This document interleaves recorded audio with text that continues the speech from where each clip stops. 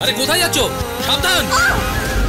একসঙ্গে কাজ করতে গেলে প্রায় সময় সহকর্মীদের মধ্যে নানা রকম মনোমালিন্য হতে দেখা যায়। শোবিজ তারকাদের মধ্যেও তার ব্যতিক্রম নয়। ঠিক এমনই নজির দেখা গেছে টলিউডের জনপ্রিয় ধারাবাহিক চিরদিনই তুমি যে আমার এর প্রধান দুই চরিত্র অভিনেতা দিতিপ্রিয়া রায় ও জিতু কমলের মধ্যেও। তবে গুঞ্জন ছড়িয়েছে পরিস্থিতি এতটাই উত্তপ্ত হয়ে উঠেছে যে তাদের ব্যক্তিগত বিরোধের জেরে ধারাবাহিকটির বন্ধ হওয়ার আশঙ্কা তৈরি হয়েছে।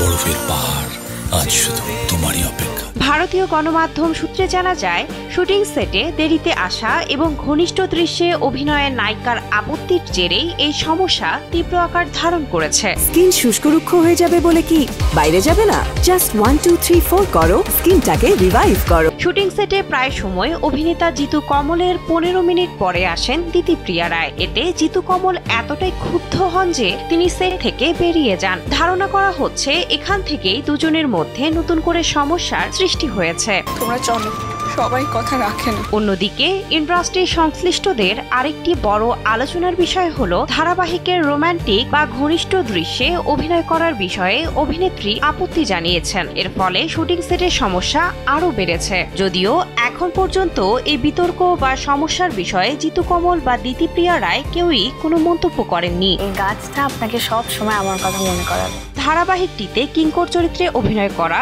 শুভ্রজিৎ চক্রবর্তী এই প্রসঙ্গে একটি ভারতীয় গণমাধ্যমকে বলেন, তাদের মধ্যে নতুন করে কিছু ঘটেছে কিনা সেই আজ আমি পাইনি, কারণ আমাদের শুটিং এর সময় আলাদা। আমি জানতাম, আমি তোমায় ভীষণ ভালোবাসি।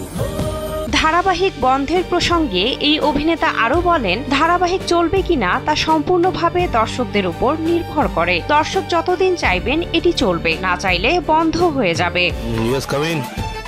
টেবিলে রেখে দিন।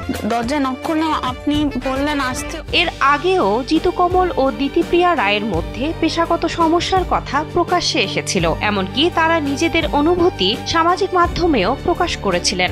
বর্তমানে পরিস্থিতি পর্যবেক্ষণ করে দর্শক ও টলিউড সংশ্লিষ্টরা আশঙ্কা করছেন, যদি দ্রুত এই সমস্যা না মেটে তবে জনপ্রিয় এই ধারাবাহিকটি অচিরেই বন্ধ হয়ে যেতে পারে। বিনোদন ডেস্ক, কালবেলা।